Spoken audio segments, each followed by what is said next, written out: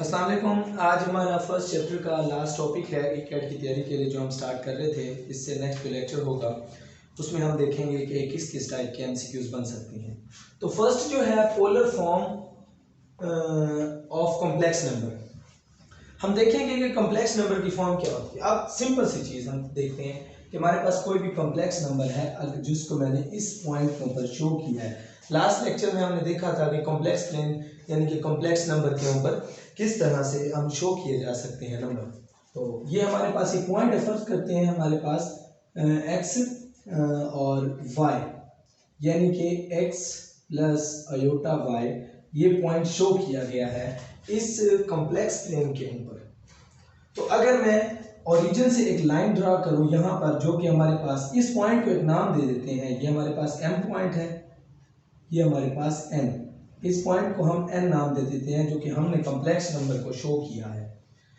अब यहाँ पे देखें बेसिकली क्या है कि आपके पास ओ एन एम ये शो हो रहा है। लास्ट लेक्चर में हमने ये भी देखा कि ये हमारे पास जो ट्राइंगल बन रही है इसका जो हाइपोटेन्यूज है इसका अगर हम डिस्टेंस फाइंड करना चाहें ओरिजिन से उस पॉइंट तक, इसको मॉडुलस कहते हैं, जिसका सिंपल सा formula x square plus y square है। तो पोलर फॉर्म में हम इसको z mod is equals to r, हम इसको आर भी कहते हैं, जिसको हम फाइंड करते हैं x square plus y square से। ये इसको फाइंड किया जा सकता है। अब x क्या है, y क्या है। अब देखा जाए तो x हमारे पास क्या है, रियल नंबर है, उसका स्क्वायर लें, और y हमारे पास इमेजिनरी नंबर है, उसका स्क्वायर लेके दोनों को ऐड करें और अंडर रूट ले लें तो आपके पास r आ जाएगा। उसके बाद आ जाते हैं, अब अगर हम इसको देखें जो कि हमारे पास ओ एन बन रहा है, लेंथ, इसकी लेंथ कुछ भी आती है, हमें इससे कोई कंसर्न नहीं है। हमने परपेंडिकुलर ड्रा किया पॉइंट एन से जो कि एम के ऊपर आके टच करता है, तो ये एक परपेंडिकुलर है, ये उस ट्रायंगल की बेस बन जाती है।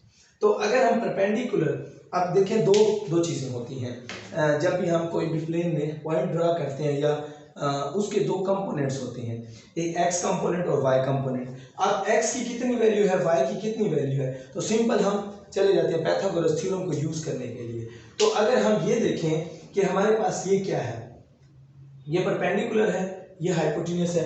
यहाँ पर भी मैंने लिखा है sine is equals to B over c, यानी कि परपेंडिकुलर ओवर हाइपोटेन्यूज। तो हमारे पास ये साइन का रिलेशन बनता है, sine is equals to B over C. Simple trigonometric ratios देख लो, पाइथागोरस थ्योरम तो एक अलग चीज है ट्रिग्नोमेट्रिक रेशियोज में। और अगर हम देखें कॉस का रिलेशन, तो कॉस हमारे पास बनता है सी ओवर ए, यानी कि हमारे पास ए ओवर सी, यानी कि बेस ओवर हाइपोटेन्यूज, ए ओवर सी। ठीक है, तो ये दोनों चीजें आ जाती हैं, कॉस और साइन। अगर हम इसका y कंपोनेंट देखें तो हम r से मल्टीप्लाई करेंगे। अब साइन थीटा, अब थीटा क्या चीज है, तो थीटा हमारे पास जो थीटा का फार्मूला है वो यहाँ पे लिखा हुआ है tan inverse y over x, कि हम tan इनवर्स लेंगे।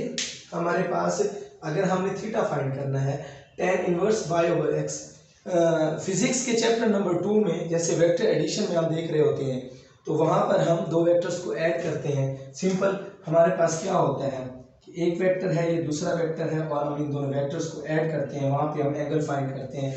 तो हमारे ये बिल्कुल सेम उसी तरह से है। ठीक है, तो एंगल हमने कैसे फाइंड करना है, tan inverse y over x। y हमारे पास क्या है, हमारे पास इमेजिनरी नंबर है, और आयोटा उसमें नहीं लिखेंगे जब हम एंगल फाइंड कर रहे होंगे, और हमारे पास x जो है रियल नंबर है। तो इन दोनों को डिवाइड करके उनका tan इनवर्स लेंगे, हमारे पास कोई एंगल आ जाएगा। अब इसके अलावा ये जो रेशियोज बन रही हैं, अब हमने अगर उसका y कंपोनेंट देखना है तो वहां पर भी यही चीज लिखी हुई है, y is equals to r sine theta.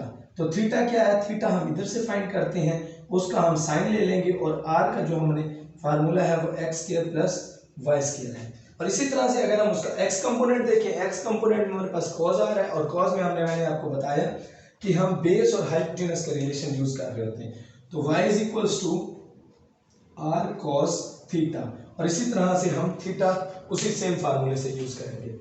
तो बेसिकली क्या है, हमारे पास नंबर ये था जो कि हमने इसको यहाँ पर शो किया x y में, g is equals to x plus iota y. अब x प्लस अयोटा वाई वहां पे हमने शो किया हुआ है। अब इसको अगर हम पोलर फॉर्म में लिखें तो पोलर फॉर्म में हमने दो चीजें देखी, क्या कौन सी चीज हमारे पास, सॉरी मैंने इसको y लिख दिया है, जो कि cos में हमारे पास क्या आ रहा है x। ये x, क्योंकि हम x कंपोनेंट, y कंपोनेंट हमारे पास साइन का रिलेशन आ रहा है, y कंपोनेंट हमारे पास परपेंडिकुलर बन रहा है ना। तो अगर हम इसको पोलर फॉर्म में लिखें तो पोलर फॉर्म में हमने क्या चीजें देखी, हमने ये दो चीजें देखी, उसका x और y कंपोनेंट। हम किसी भी नंबर को जब पोलर फॉर्म में लिखेंगे उसका x कंपोनेंट और y कंपोनेंट लिखेंगे। कैसे? अब x कंपोनेंट क्या है? x कंपोनेंट है r cos theta plus aorta. अब मैंने अयोटा क्यों लिखा? क्योंकि वो y कंपोनेंट है। अब y कंपोनेंट हमारे पास जो दूसरा कंपोनेंट है, यानी कि कॉम्प्लेक्स नंबर तो दो चीजें होती है ना, तो इसलिए उसके साथ एक रियल पार्ट और इमेजिनरी पार्ट। तो आयोटा जब आएगा तो हम इसका मतलब ये है कि हम क्या लिखने लगे हैं, उसका इमेजिनरी पार्ट लिखने लगे हैं। तो सिंपल हमारे पास क्या आ जाएगा, x आ गया, y is equal to aorta r sine theta. तो ये उसकी पोलर फॉर्म है। यानी कि अगर आपके पास कोई भी नंबर दिया हो, सबसे पहले उस नंबर से आपने r फाइंड करना है, उस नंबर को यूज करते हुए थीटा फाइंड कर लेना है। ये हमारे पास tan inverse y over x है। जब हमारे पास दो चीजें आ जाएंगी तो उस थीटे को उसका कॉस लेना है और r से मल्टीप्लाई कर देना है, आपके पास रियल पार्ट आ जाएगा। ठीक है, और इसी तरह से आपके पास ये एक इमेजिनरी पार्ट आ जाएगा। ये हमारे पास टोटल पोलर फॉर्म है जो कि हम कॉम्प्लेक्स नंबर को चेंज करके लिखते हैं। अब इसमें एक और चीज जो कि डी मोवर्स थ्योरम दिया हुआ है, अभी इसका प्रूफ भी यहाँ पे नहीं कराया गया। Proof of this theorem is beyond the scope of this book. इसमें हमने नहीं करना, हमने जस्ट इसको देखना है कि ये होता क्या है। तो उसके लिहाज से मैं इसको फिलहाल रेस कर देता हूँ, मैं वो थ्योरम लिख देता हूँ।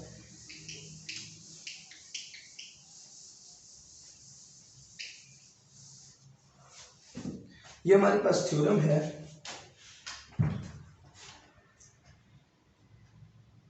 Cos theta plus iota sine theta whole power n। तो इस इज इक्वल्स टू क्या आएगा, इज इक्वल्स टू आएगा cos n theta plus iota sine n theta.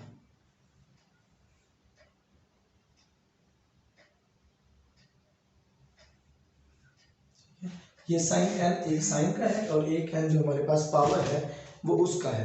अब n belongs to z number से है फॉर ऑल, यानी कि कोई भी हो सकता है। ये हमारे पास डी मोवर्स थ्योरम था। ठीक है, इसका हमने कोई प्रूफ वगैरह नहीं करना। अगर ये हमारे पास आता है किसी भी हवाले से, हमने इसको जस्ट यूज करना है। ठीक है, तो ये हमारे पास हमने कहीं भी अप्लाई करना है। अब एक और चीज होती है find the real and imaginary part. ठीक है, अब उसके लिए ये बहुत ही सिंपल, इसी चीज को हम यूज करते हुए हम फाइंड कर सकते हैं। आगे एक पेज नंबर 27 के ऊपर दो एग्जांपल्स भी दी गई हैं, जो कि एग्जांपल नंबर 1 है, एग्जांपल नंबर 2 है। एक सिंपल सी एग्जांपल भी करेंगे हम कि हमने उसमें से रियल और इमेजिनरी पार्ट कैसे फाइंड करने हैं, क्योंकि हमारे पास वो क्यूब की सूरत में दिया हुआ है, जो √3 plus iota whole power cube. तो इसी तरह से जो दूसरी एग्जांपल है उसमें 1 प्लस √3 अयोटा और 1 ऊपर हमारे पास न्यूमिनेटर में माइनस है, डिनोमिनेटर में प्लस है, होल पावर 5। ये चीज़ें आ जाती हैं। हम ये भी देखेंगे कि हम इनको कैसे, एक सिंपल सी एग्जांपल कर लेंगे, लेकिन उससे पहले हम ये करते हैं कि इसको कैसे सॉल्व करना है, जो कि एक छोटा सा प्रूफ है। टॉपिक आपका जो बन रहा है वो 1.725 पेज नंबर के ऊपर।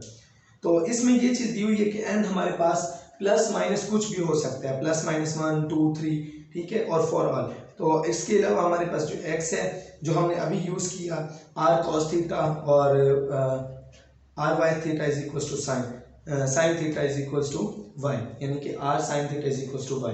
तो अब हम इसको देखेंगे कि ये क्या करना है। तो अगर इस तरफ आ जाए तो ये दोनों चीज़ें हमारे पास जो नज़र आ रही हैं, r, इसमें r दोनों चीज़ों में, मतलब साइन में भी है, ये कॉस में, दो वैल्यूज है ना, एक प्लस से पहले एक प्लस से बाद।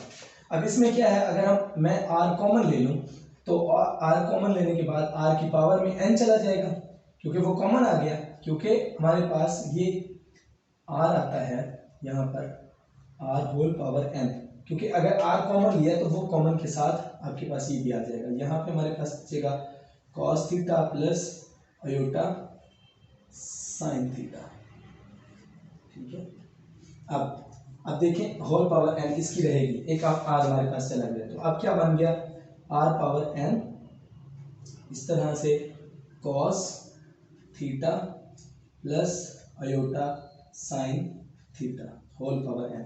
अगर मैं n को इसके अंदर अप्लाई कर दूं तो ये थीटे के अंदर साथ पावर में आ जाएगा, थीटे के साथ मल्टीप्लाई हो जाएगा, हमारे पास बनेगा r power n into cos n theta और plus iota sine n theta. ये हमारे पास n आ गया। अब एक और चीज़ हम देखें कि डी मोवर्स थ्योरम, अगर देखें कि ये हमारे पास सिचुएशन बन रही है वो same cos n theta plus iota sine n theta, ठीक है, तो ये इसके इक्वल है, ठीक है, यही चीज़ सेम अप्लाई हो रही है। तो आपके पास n में जो सिचुएशन बनेगी तो n, अब हमने क्या करना है, r raise to power n अंदर दोबारा अप्लाई कर देना है, वही चीज़ हमारे पास बन रही है, तो ये दोनों के साथ मल्टीप्लाई हो जाएगा, यानी कि r raise to power n cos n theta plus r raise to power n iota sine n theta, ठीक है। हमने इस चीज़ को भी यूज़ किया है मेथड डी मोवर्स थ्योरम, इसको यूज़ करते हुए। तो आपके पास ये एक छोटा सा प्रूफ था।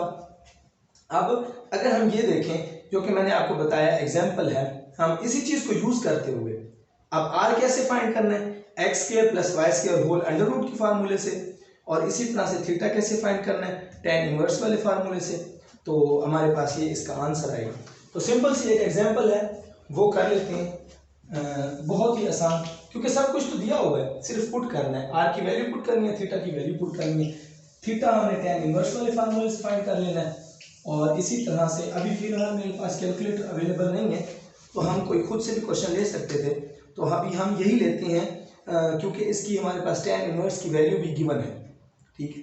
और इसी तरह से इसमें क्या है कि जो हमारे पास क्वेश्चन दिया हुआ है, इसको चेंज कर लेते हैं, वो है into under root 3 plus iota whole power 3। अब होल पावर क्या है, n है, x की क्या वैल्यू है 3 है अंडर रूट, और y की क्या हमारे पास वैल्यू है 1, क्योंकि आयोटा है ना, इसके साथ कोई भी वैल्यू नहीं गिवन है, तो इसका मतलब है इसकी n वैल्यू है। तो सबसे पहले क्या करेंगे हम, r cos theta is equals to under root 3, क्योंकि हमारे पास x कंपोनेंट है, यानी कि x कंपोनेंट हमने क्या लिखा था, x कंपोनेंट आपके पास लिखा हुआ है r cos थीटा, तो ये क्या गिवन है, ये हमारे पास अंडर रूट 3 गिवन है। और दूसरा हमारे पास जो y कंपोनेंट है, ये हमारे पास क्या गिवन था, r sin थीटा, ये क्या गिवन है, r sin थीटा, ये हमारे पास 1 गिवन है। तो ये हमारे पास दो चीजें आ गई, ठीक है। अगर हमने r फाइंड करना है तो r फाइंड करने का फार्मूला हमारे पास गिवन था, x square plus y square is equals to, x क्या है, एक्स देखें तो हमारे पास अंडर रूट 3 है, under root 3 whole square plus 1 का स्क्वायर, ये होल अंडर रूट है। और इसी तरह से इसकी क्या वैल्यू आ जाएगी, 3 प्लस 1 4 और इज इक्वल्स टू 2, ठीक है, 2 का स्क्वायर आ जाएगा ना, तो ये कट हो जाएगा, इज इक्वल्स टू 2, हमारे पास इसकी वैल्यू आ जाएगी r की। अब थीटा देख लेते हैं, तो थीटा हमारे पास इज इक्वल्स टू होता है tan inverse y over x, ये हमारे पास इसकी थीटा मैंने यहाँ पे लिखा था और ये भी कर दिया है, तो ये हमारे पास इसका फार्मूला है। अब इसमें वैल्यूज पुट कर दें, y की वैल्यू क्या है, y की वैल्यू हमारे पास जो ये है 1 ओवर अंडर रूट 3, वो x की वैल्यू पुट कर दी, और इसका टेन इनवर्स लेना है, और इसकी जो वैल्यू हमारे पास आ रही है थीटे की, वो आ रहा है tan inverse 1 over under root 3 is equal to 30।